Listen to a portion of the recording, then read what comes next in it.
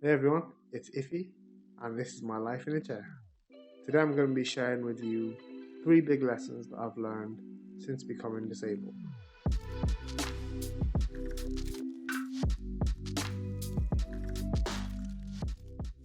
So, if I've planned everything right and everything's come through as intended, this video should be going live on the 18th. Why is that important? 2010, April 18th was the day I had the accident. So essentially, that's the day I began my life in a chair. That's the day all of this was born.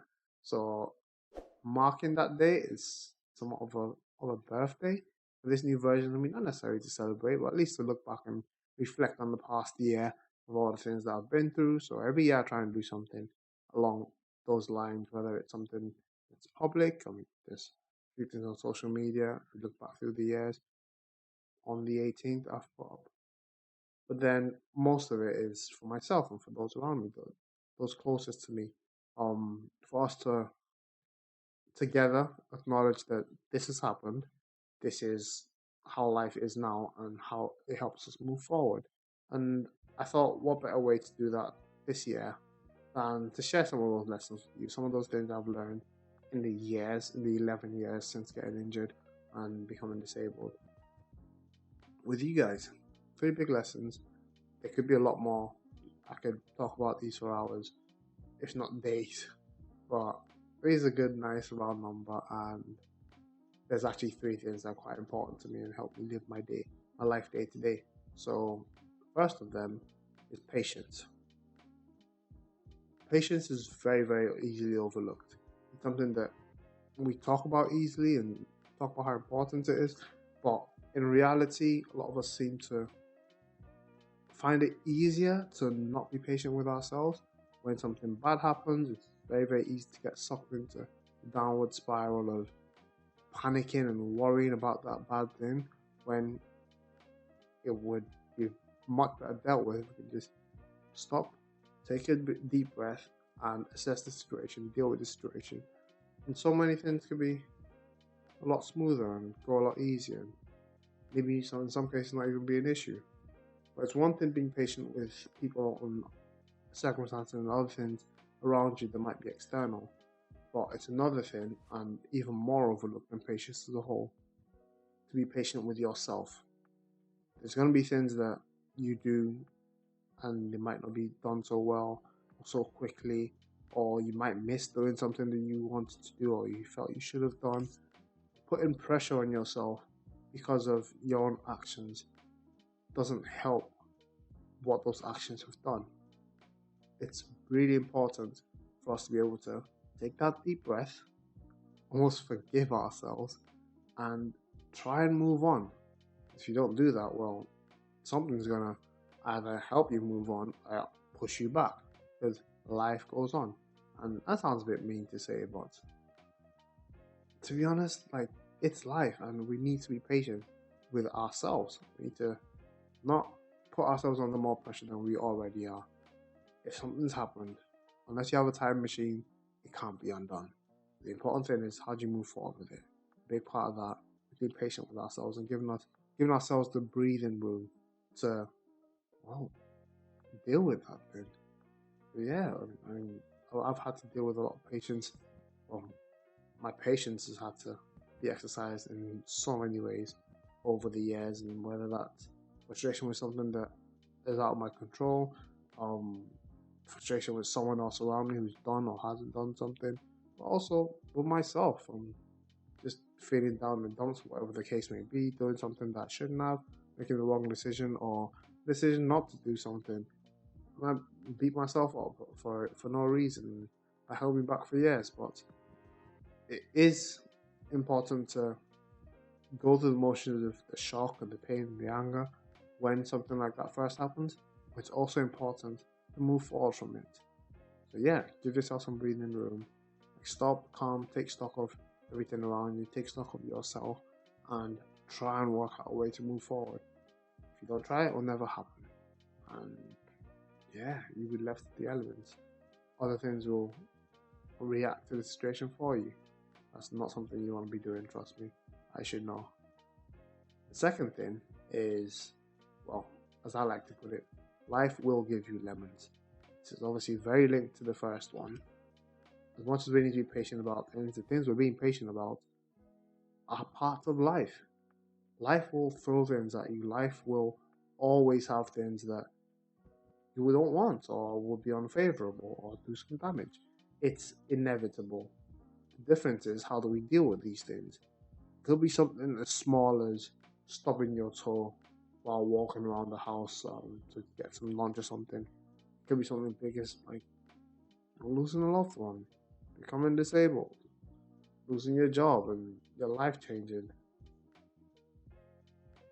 This isn't a solution to avoid those things or to solve all of them.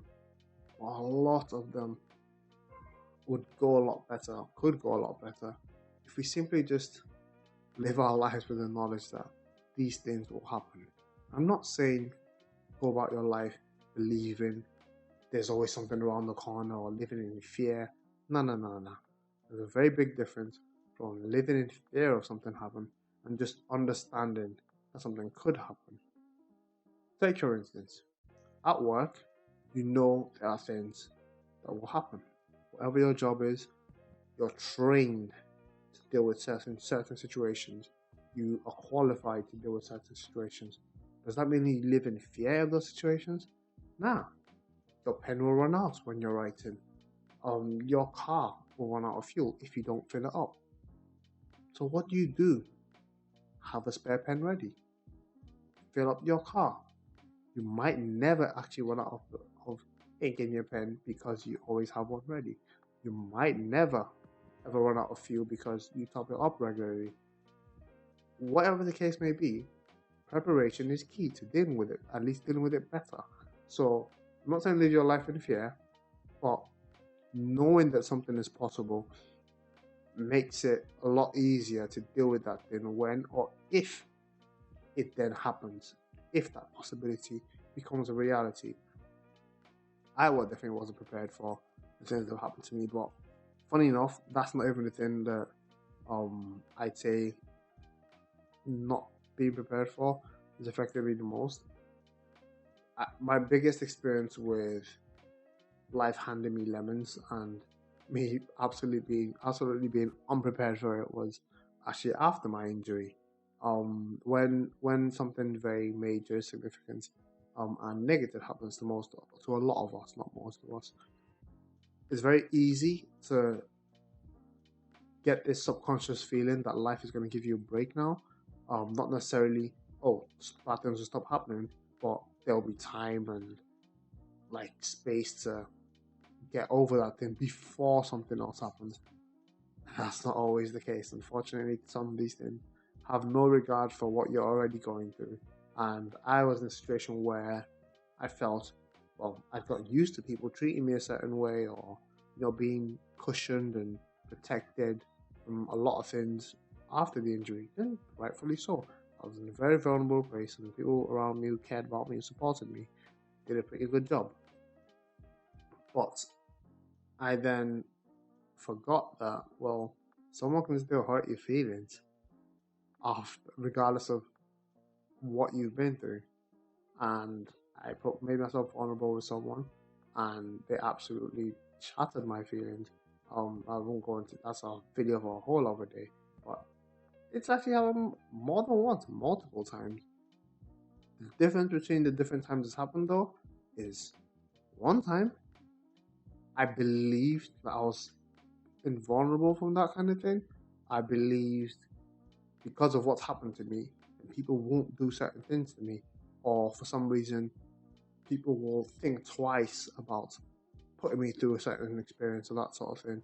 That is not the case, and that was a very misguided thing for me to do.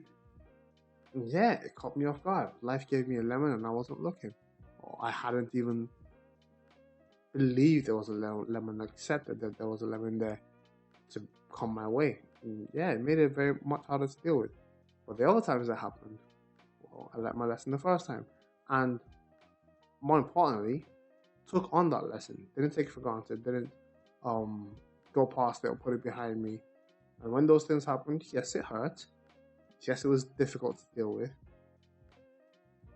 But a lot easier knowing that this is not some impossible thing that I'm now having to deal with and there's no way to sort it out. No, there is a solution because it's something that is possible, does happen, has happened before. How have people dealt with it? There is a way, so you can find it out. Just being in that mindset helps you.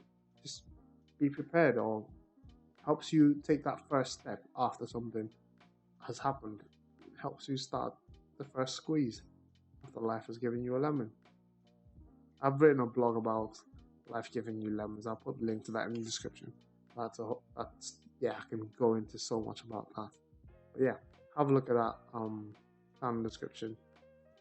The third and final lesson is to acknowledge your blessings. I say it that way for a number of reasons, but the truth of the matter is there's always a silver lining. No matter how small or inconsequential it seems, there's always something to be happy about, to be grateful for. The whole world could be piling down on you, and that silver lining could be, oh, you're alive. Or that silver lining could be, ah, you had a meal today. That silver lining could be, you're able to look for a meal today. It could be anything. And it could be something that normally isn't even acknowledged. You're wearing clothes. Oh, you're still wearing clothes. You can draw positivity from so many things that we take for granted, so many things that appear to be mundane. And this is not a way to solve issues, but it's a way to train your mind to be able to see positivity, to see light when there's a lot of dark. The more you do that, the easier it becomes to be able to find the solutions, because the solutions are the lights that will take you out of that dark spot. And the easier you can find that light, well, the harder it is for anything to get you down. The harder it is for most things to get you down. Not impossible, but you can definitely make things easier for yourself and harder for anything or anyone that's trying to put an obstacle in front of you. But if you don't know how to see that light, then you may very well get lost in the darkness in front of you or around you when certain things happen. But yeah, try and train your mind to see positivity where there is none. Also, when things are going well, it doesn't have to be when things are going well, you just enjoy them passively. No, take stock. Stop, look around you, and acknowledge your blessings. Acknowledge the things that are making good right now. When things get dark, one, you can be grateful that you had the chance to experience those things. But two, you have something to fight back for. You have something to aim towards, something to want to get back. Those are your blessings. No matter what, they will always be important in the good times and the bad times. And in the good times, you'll appreciate them a lot more and possibly enjoy them a lot more. In the bad times, well, they help you get out of the bad times. So yeah, those are my 3 big tips. I don't know how big they are, depending on my circumstances, but they're pretty big for me. They help me live my life day to day, among a whole bunch of other stuff. If you want to know more stuff I used to get by in my life in a chair, well, let me know. Let me know in the comments down below. Let me know by getting in touch through any of my social media, whatever the case may be.